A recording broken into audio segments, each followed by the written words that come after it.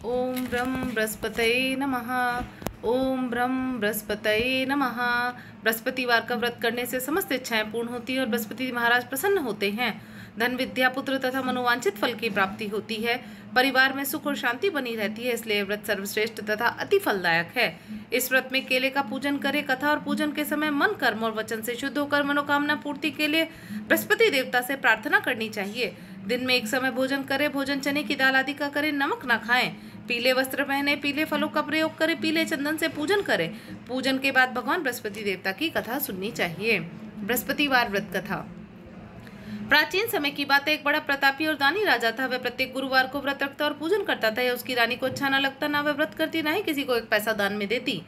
राजा को भी ऐसा करने से मना किया करती थी। एक समय की बात है, राजा शिकार खेलने वन को चले गए। घर पर रानी और दासी थी। उस समय गुरु बृहस्पति साधु का रूप धारण कर राजा के दरवाजे पर भिक्षा मांगने आए। साधु ने रानी से भिक्षा मांगी तो कहने लगी, साधु महाराज, मैं इस दान और पुण्य से बहुत तंग आ गई हूँ। मेरा पति सारा धन दान में व्यर्थ लुटाता रहता है, अतः आप कोई ऐसा उपाय भी कीजिए जिससे मेरा सारा धन नष्ट हो जाए और ना ही मैं किसी को दान दे सकूं।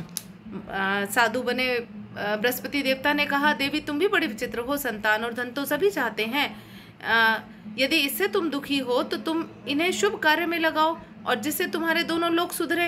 परंतु साधु की इन बातों से रानी खुश नहीं हुई। उसने कहा, मुझे ऐसे धन की आवश्यकता नहीं जिसे मैंने लोगों को दान दूं, जिसको संभालने में मेरा सारा समय नष्ट हो जाता है। साधु ने कहा, यदि ऐसी ही तुम्हारी इच्छा है तो तुम ऐसा करना कि बृहस्पतिवार के दिन गोहर को गोबर से लीपना, अपने केशों को पीली मिट्टी से धोना, केशों को धोते समय स्नान करना, राजा से हजामत बनाने को कहना, भोजन में मांस तथा मदिरा ग्रहण करना, कपड़ा धोबी के यहाँ धुलने डालना।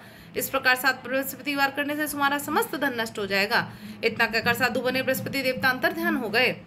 साधु के कहे अनुसार करते हुए रानी को केवल 3 बृहस्पतिवार ही बीते थे कि उसका समस्त धन संपत्ति नष्ट हो गई। भोजन के लिए परिवार तरसने लगा। एक दिन राजा रानी से बोला, हे रानी, तुम यही रहो, मैं दूसरे देश को जाता हूँ, क्योंकि यहाँ पर मुझे सभी जानते हैं, इसलिए मैं यहाँ कोई छोटा काम नहीं कर सकता। ऐसा कहकर राजा प्रदेश चला गया। वह वहाँ जंगल से लकड़ियां बीन लाता और शहर में बेचता। इस तरह अपना जीवन व्यतीत करने लगा। इधर राजा के बिना रानी और दासी बहुत दुखी रहने लगे। एक समय जब रानी और दासियों को 7 दिन बिना भोजन के रहना पड़ा तो रानी ने अपनी दासी से कहा, दासी, पास ही के नगर में मेरी बहन रहती है, बड़ी धनवान है, तो उसके पास जा और उससे कुछ धन ले आ ताकि थोड़ी गुजर बसर हो सके। दासी रानी की बहन के पास गई। उस दिन बृहस्पतिवार का दिन था। रानी की बहन उस समय बृहस्पतिवार की कथा सुन रही थी। दासी ने रानी की बहन को अपनी रानी का संदेश दिया। जब दासी को रानी की बहन से कोई उत्तर नहीं मिला तो वह दुखी हुई, उसे बड़ा क्रोध आया। दासी ने वापस आकर रानी को सारी बात बता दी। सुनकर रानी ने अपने भाग्य को कोसा। उधर रानी की बहन ने सोचा कि मेरी बहन की दासी आई थी, परंतु मैं उसे कुछ नहीं बोली। इससे वह बहुत दुखी हुई। कथा सुनकर और पूजा समाप्त कर वह अपनी बहन के घर गई और कहने लगे, बहन, मैं बृहस्पतिवार का व्रत कर रही थी, तुम्हारी दासी गई, परंतु जब तक कथा होती है तब तक ना उठते हैं ना बोलते, इसलिए मैं नहीं बोली। कहो दासी क्यों गई थी? रानी बोली, बहन, हमारे घर में बिल्कुल भी अनाज नहीं है। कहते कहते रानी की आंखें भर आई। उसने दासियों समेत भूखा रहने की बात भी अपनी बहन को बता दी। रानी की बहन बोली, बहन देखो, बृहस्पति देवता सबकी मनोकामना पूर्ण करते, देखो शायद तुम्हारे घर में अनाज रखा हो। यह सुनकर दासी घर के अंदर गई तो वहां उसे एक घड़ा अनाज का भरा मिल गया। उसे बड़ी हैरानी हुई क्योंकि उसने एक एक बर्तन देख लिया था और कुछ भी उसमें नहीं था। उसने बाहर आकर रानी को बताया।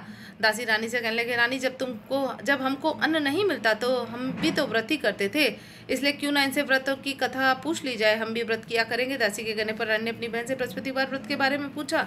उसकी बहन ने बताया, बृहस्पतिवार के व्रत में चने की दाल और मुनक्के से विष्णु भगवान का केले की जड़ में पूजन करें और दीपक जलाएं, पीला भोजन करें, कथा सुने, इससे गुरु बृहस्पति प्रसन्न होंगे, मनोकामना पूर्ण करते हैं। व्रत और पूजन की विधि बनाकर रानी की बहन अपने घर लौट गई।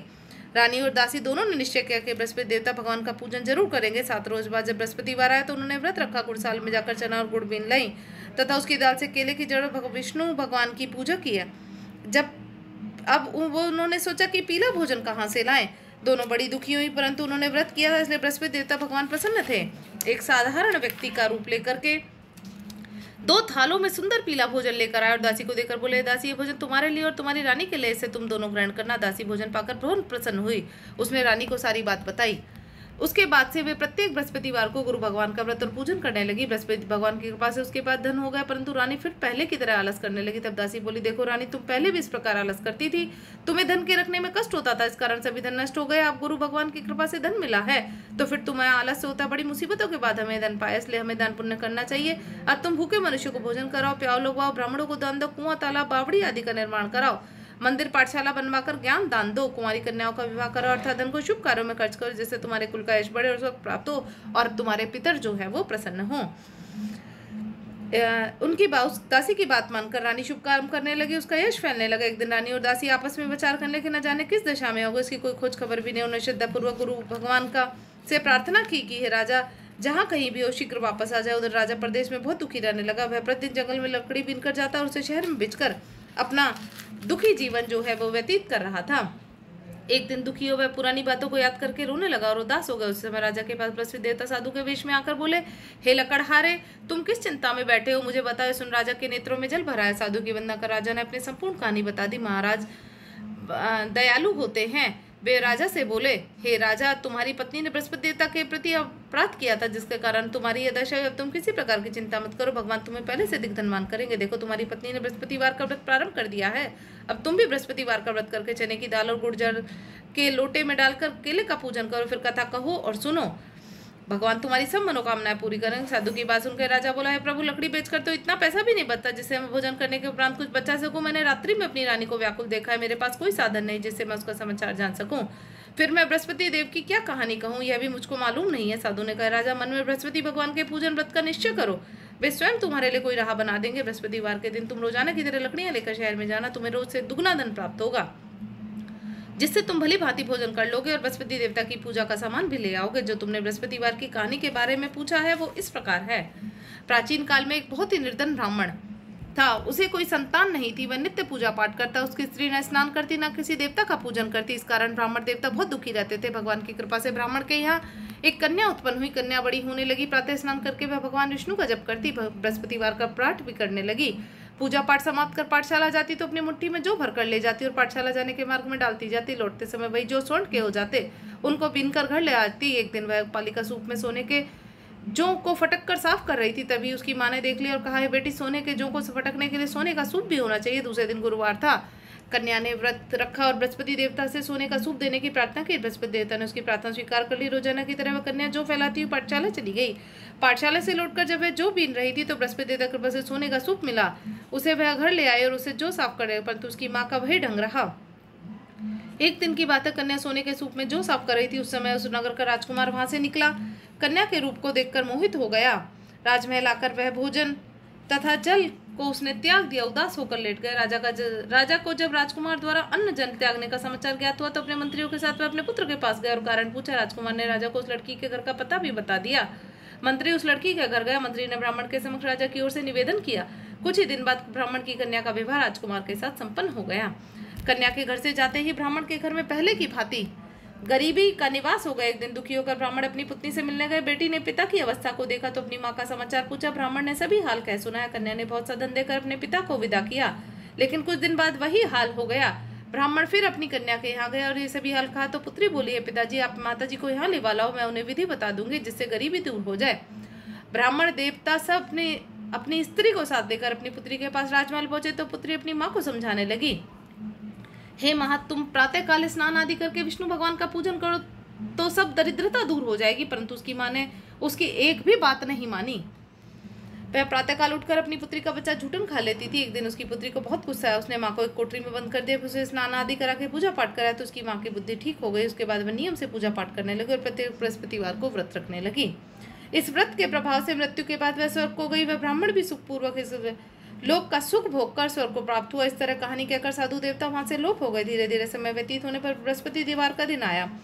राजा जंगल से लकड़ी काटकर शहर में बेचने गए। उसे उस दिन और दिनों से अधिक पैसा मिला। राजा ने चना गुड़ आदि लेकर बृहस्पतिवार का व्रत किया। उस दिन से उसके सभी क्लेश दूर हुए। परंतु जब अगले बार बृहस्पतिवार का दिन आया तो बृहस्पतिवार का व्रत करना भूल गया। इस कारण बृहस्पति भगवान नाराज हो गए। उस दिन उस नगर के राजा ने विशाल यज्ञ का आयोजन किया था तथा अपने समस्त राज्य में घोषणा करा दी कि सभी मेरे यहाँ भोजन करने आए। कोई भी अपने घर में चूल्हा नहीं जलाएगा। जो इस आदेश की अवहेलना करेगा उसे सूली पर लटका दिया जाएगा। राजा के अनुसार राजा के सभी वासी राजा के भोज में सम्मिलित हुए, लेकिन लकड़हारा कुछ देर से पहुंचा, इसलिए राजा उसको अपने साथ महल में ले गए। जब राजा लकड़हारा को भोजन कर तो रानी की दृष्टि उस खूंटी पर पड़ी जिस पर उसका नौलखा हार टंगा हुआ था। उस खूंटी पर अब हार नहीं था।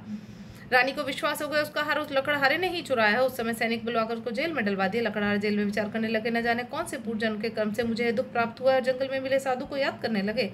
तत्काल बृहस्पति देव साधु के रूप में प्रकट होकर कहने लगे, अरे मूर्ख, तूने बृहस्पति देवता की कथा नहीं की, इसी कारण तुझे दुख प्राप्त हुआ। अब चिंता मत कर। बृहस्पतिवार के दिन जेल खाने के दरवाजे पर तुझे 4 पैसे पड़े हुए मिलेंगे, जिससे तू बृहस्पति देवता के पूजन करना, तेरे सारे कष्ट दूर हो जाएंगे। अगले बृहस्पतिवार उसे जेल के द्वार पर 4 पैसे मिले। राजा ने पूजा का सामान मंगाकर कथा कही और प्रसाद बांटा। उसी रात्रि में बृहस्पति देवता ने उस नगर के राजा को स्वप्न में कहा, राजन तूने जिस जेल में बंद करा उसे कल छोड़ देना, वह निर्दोष है। राजा प्रातःकाल उठा और खूंटी पर हार टंगा देखकर लकड़हारे को बुलाकर क्षमा मांगी और राजा को योग्य सुंदर वस्त्र आभूषण देकर उसे विदा किया।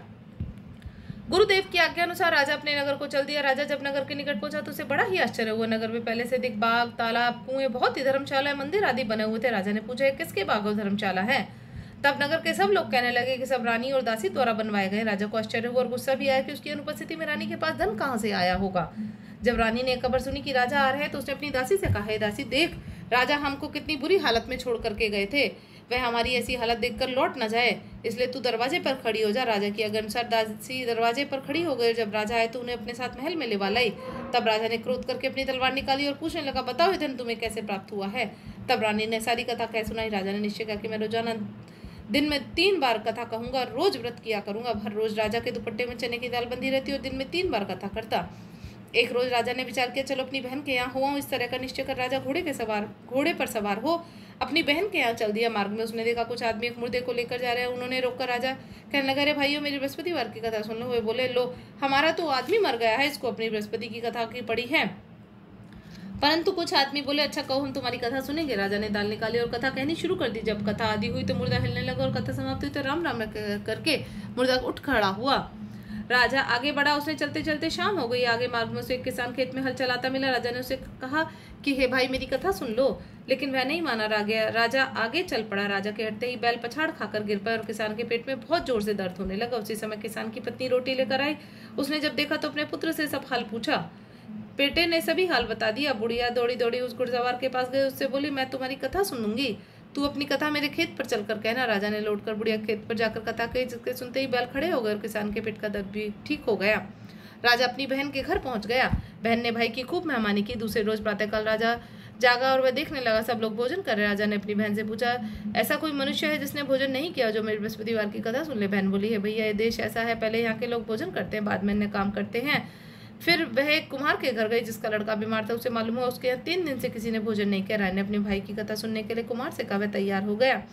राजा ने जाकर बृहस्पतिवार की कथा कही, जिसको सुनकर उसका लड़का ठीक हो गया। अब तो राजा की प्रशंसा होने लगी। एक दिन राजा ने अपनी बहन से कहा, हे बहन, मैं अपने घर जाऊंगा, तुम भी तैयार हो जाओ। राजा की बहन ने अपनी सास से अपने भाई के साथ जाने की आज्ञा मांगी। सास बोली, चली जा, परंतु अपने लड़कों को मत ले जाना, क्योंकि तेरे भाई के कोई संतान नहीं है। तेरे कोई संतान नहीं। बहन ने अपनी भाई से कहा, भैया मैं तो चलूंगी, परंतु कोई बालक नहीं जाएगा। अपनी बहन को भी छोड़कर दुखी मन से राजा अपने नगर को लौट आया। राजा ने अपनी रानी से सारी कथा सुनाई और बिना भोजन किए वह शैया पर लेट गया। रानी बोली, हे प्रभु, बृहस्पति देवता ने हमें सब कुछ दिया है तो हमें संतान भी देंगे। उसी रात बृहस्पति देवता ने राजा को सपने में कहा, राजा उठ, सब सोच को त्याग दे, तेरी रानी गर्भवती है। यह जानकर उसे बड़ी खुशी हुई। 9 महीने बाद रानी के गर्भ से एक सुंदर पुत्र पैदा हुआ। तब राजा बोला, रानी, स्त्री बिना भोजन के रह सकते, परंतु बिना कहीं नहीं रह सकते। जब मेरी बहन आए तो मुझे कुछ मत कहना। रानी ने हाँ कर दी। जब राजा की बहन ने यह शुभ समाचार सुना तो बहुत खुश हुई और बधाई लेकर अपने भाई के घर आई। रानी ने उसे आने का उल्हाना दिया। जब भाई अपने साथ ला रहे थे तब टाल गई, उसके साथ न आई और आज अपने आप ही भागी भागी बिना बुलाए आ गई। तो राजा की बहन बोली, भाई, मैं इस प्रकार न कहती तो तुम्हारे घर औलाद कैसे होती? बृहस्पति देवता सबकी मनोकामनाएं पूर्ण करते हैं। जो सद्भावना पूर्वक बृहस्पतिवार का व्रत करता है और कथा पढ़ता है और सुनता है और दूसरों को सुनाता है, बृहस्पति देवता उसकी सभी मनोकामनाएं पूर्ण करते हैं, उनकी सदैव रक्षा करते हैं। जो संसार में सद्भावना से गुरुदेव का पूजन और व्रत सच्चे हृदय से करते हैं, उनकी सब मनोकामनाएं वैसे ही पूर्ण होती हैं जैसी सच्ची भावना से रानी और राजा ने बृहस्पति देवता की कथा का गुणगान किया तो उनकी सभी इच्छाएं बृहस्पति देवता ने पूर्ण की। अनजाने में भी बृहस्पति देवता की उपेक्षा न करें। ऐसे करने से सुख शांति नष्ट हो जाती है, इसलिए सबको कथा सुनने के बाद प्रसाद देकर जाना चाहिए। हृदय से उनका मनन करते हुए जयकारा बोलना चाहिए। बोलो बृहस्पति भगवान की जय, बोल सांचे दरबार की जय।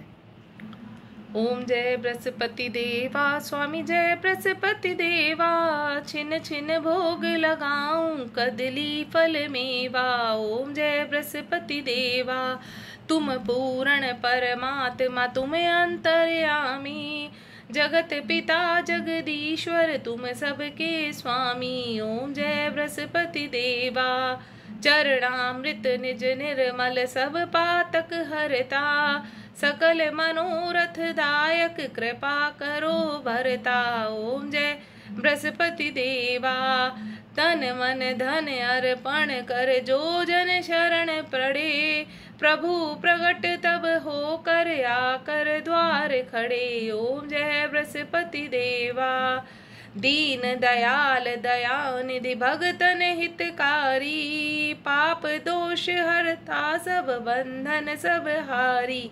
ओम जय बृहस्पति देवा, सकल मनोरथ दायक सब संशय तारी, विषय विकार मिटाओ संतन सुखकारी। ओम जय बृहस्पति देवा, जो कोई आरती तेरी प्रेम सहित गावे, जेठानंद कंद सो निश्चय पावे। ओम जय बृहस्पति देवा। बोल बृहस्पति भगवान की जय, बोल सांचे दरबार की जय।